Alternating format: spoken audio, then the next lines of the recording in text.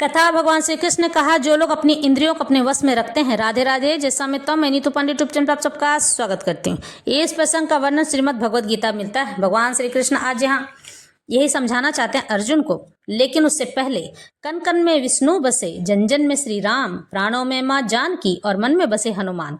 आज चैत्र मास की पूर्णिमा के दिन हनुमान जयंती है। भगवान श्री रामचंद्र जी हनुमान जी को अपने भरत के समान मानते थे और बड़े ही प्रेम करते थे। इस तरह से हनुमान जयंती के आप सभी को हार्दिक बधाई। तो इस तरह से भगवान श्री कृष्ण कहते हैं कि जो लोग अपनी इंद्रिय तृप्ति को वश में रखते हैं वही लोग ऊपर उठ सकते हैं, मुझ तक पहुंच सकते हैं। यहाँ पर यह बात भगवान श्री कृष्ण समझाना चाहते हैं कि मनुष्य को किसी भी प्रकार से अपने मन को अपने वश में रखना चाहिए।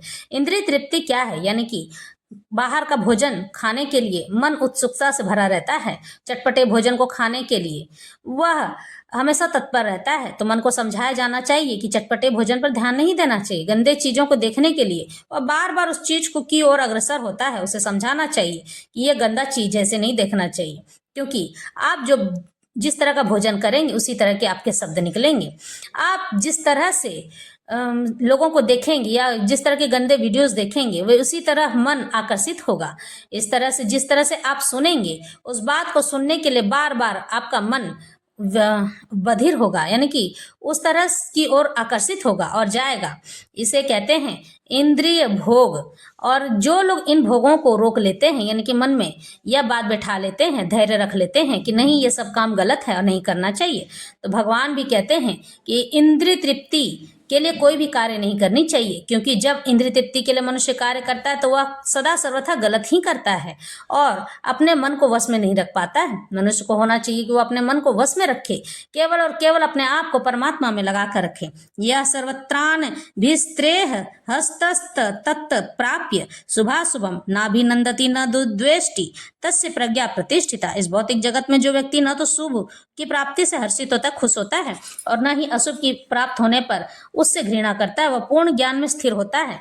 भगवान श्री कृष्ण इस श्लोक के जरिए समझाना चाहते हैं कि जो लोग धैर्य धारण करते हैं, इंद्रिय तृप्ति पर ध्यान नहीं देते हैं और अपने मन को वश में करते हैं, उसके लिए क्या शुभ और क्या अशुभ। यानी कि आपके घर में बहुत ज्यादा अगर किसी बात की प्रसन्नता हो जाए, खुशी हो जाए, या आपको बिजनेस में बहुत ज्यादा फायदा हो जाए, तो इससे मनुष्य ज्यादा उतावला नहीं होता है कि मैं बहुत बड़ा बिजनेसमैन बन गया हूँ।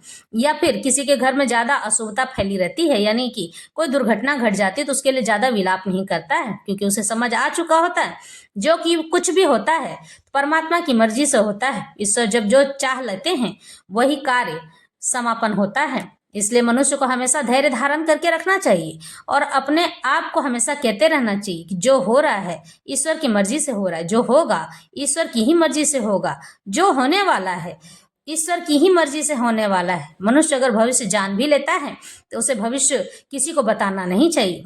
इस पर बाध्य रखा है भगवान ने, क्योंकि भविष्य में जो होना है वो तो होकर रहेगा, मैं और आप बदल नहीं सकते हैं। लेकिन ये बात जरूर है कि आने वाली घटना को रोकने की कोशिश लोग अवश्य करते हैं, लेकिन फिर भी वह घटना जरूर हो जाती है। इस तरह से आगे कहते हैं भौतिक जगत में, संसार में सदा ही कुछ न कुछ उथल पुथल होती रहती है, यानी कि कोई न कोई घटना घटती रहती है। उससे मनुष्य उसका परिणाम अच्छा हो चाहे बुरा हो, जो ऐसी उथल पुथल से विचलित नहीं होता है, यानी कि डरता या घबराता नहीं है, जो अच्छे शुभ या बुरे अशुभ से अप्रभावित रहता है, उसे कृष्ण भक्ति में स्थिर समझना चाहिए। जब तक मनुष्य इस भौतिक संसार में तब तक अच्छाई या बुराई की संभावना बनी रहती है, क्योंकि यह संसार द्वंद्वों से परिपूर्ण है। किंतु जो कृष्ण भक्ति में स्थिर है वह अच्छाई या बुराई से अछूता रहता है, उसे कोई फर्क नहीं पड़ता, क्योंकि उसका सरोकार कृष्ण से है जो सर्व मंगलमय है। उसे कृष्ण भक्ति से मनुष्य पूर्ण ज्ञान की स्थिति प्राप्त कर लेता है, जिसे समाधि कहते हैं। यदा संहरते चायम कुर्मो अंगा नीव सर्वशः इंद्रियाणि इंद्रियार्थेभ्यस्तस्य प्रज्ञा प्रतिष्ठिता। जिस प्रकार कछुआ अपने अंगों को संकुचित करके खोल के भीतर कर लेता है, उसी तरह जो मनुष्य अपनी इंद्रियों को इंद्रिय विषयों से खींच लेता है वह पूर्ण चेतना में दृढ़ता पूर्वक स्थिर होता है।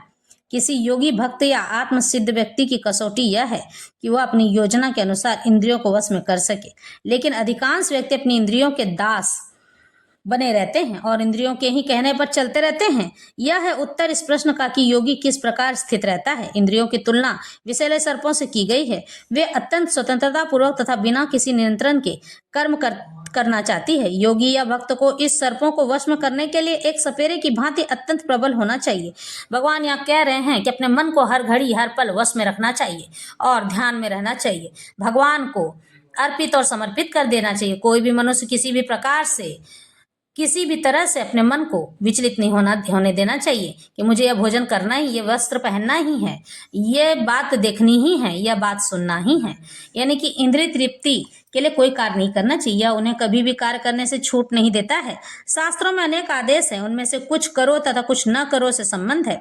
जब तक कोई इन करो या न करो का पालन नहीं कर पाता है और इंद्रिय भोग का संयम नहीं बरतता है, तब तक उसका कृष्ण भक्ति में स्थिर हो पाना असंभव है। यहाँ पर सर्वश्रेष्ठ उदाहरण कछुए का दिया गया। वो किसी भी समय अपने अंग समेट सकता है और पुनः विशिष्ट उद्देश्यों से उन्हें प्रकट कर सकता है। इसी प्रकार कृष्ण भक्ति व्यक्तियों की इंद्रियों भी केवल भगवान की विशिष्ट सेवाओं के लिए काम आती हैं, अन्यथा उनका संकोच कर लिया जाता है। अर्जुन को उपदेश दिया जा रहा है कि वह अपनी इंद्रियों को आत्मतुष्टि में न करके भगवान की सेवा में लगाए। अपनी इंद्रियों को सदैव भगवान की सेवा में लगाए रखना कूर्म द्वारा यानी कछुए द्वारा प्रस्तुत दृष्टांत देखने के अनुरूप है।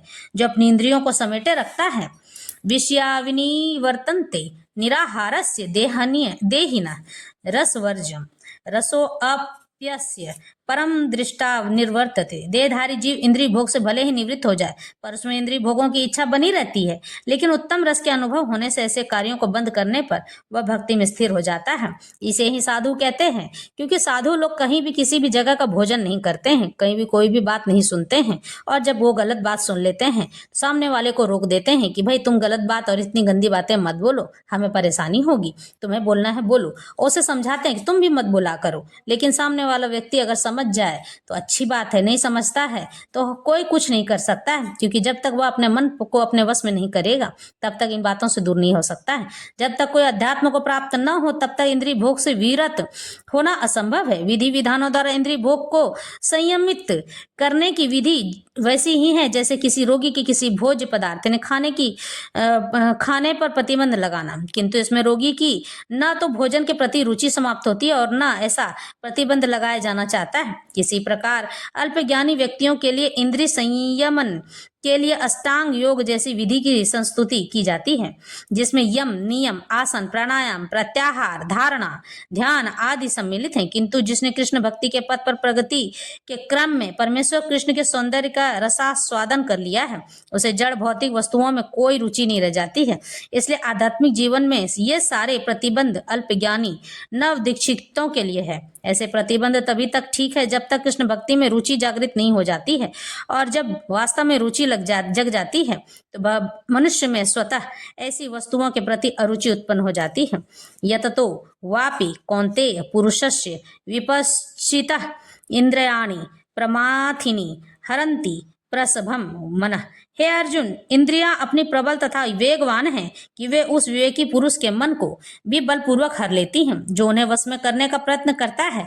अनेक विद्वान ऋषि, दार्शनिक तथा आध्यात्मिकवादी इंद्रियों को वश में करने का प्रयत्न करते हैं, लेकिन उनमें से बड़े से बड़ा भी कभी कभी विचलित मन के कारण इंद्रिय भोग का लक्ष्य बन जाता है। यहाँ तक कि विश्वामित्र जैसे महर्षि तथा पूर्ण योगी को भी मेनका के साथ विषय भोग में प्रवृत्त होना पड़ा था, यद्यपि वे इंद्रिय निग्रह के लिए कठिन तपस्या तथा योग कर रहे थे।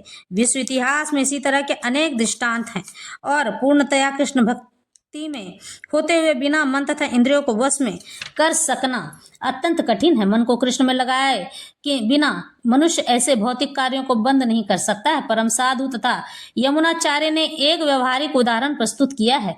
वे कहते हैं, यदवधि मम चेतः कृष्ण पदारविंदे नव नव रस धाम न्यूधतम रंतुमासीत तदवधि बत नारी संगमे स्मर्यमाने भवति मुख विकारः सुष्ठु निष्ठीवनं च जब से मेरा मन भगवान कृष्ण के चरणारविंदों की सेवा में लग गया है और जब से मैं नित्य नव दिव्य रस का अनुभव करता रहा हूँ, तब से स्त्री प्रसंग का विचार आते ही मेरा मन उधर से फिर जाता है और मैं ऐसे विचार पर थू थू करता हूँ। कृष्ण भक्ति इतनी दिव्य सुंदर वस्तु है कि इसके प्रभाव से भौतिक भोग स्वतः नीरस हो जाता है।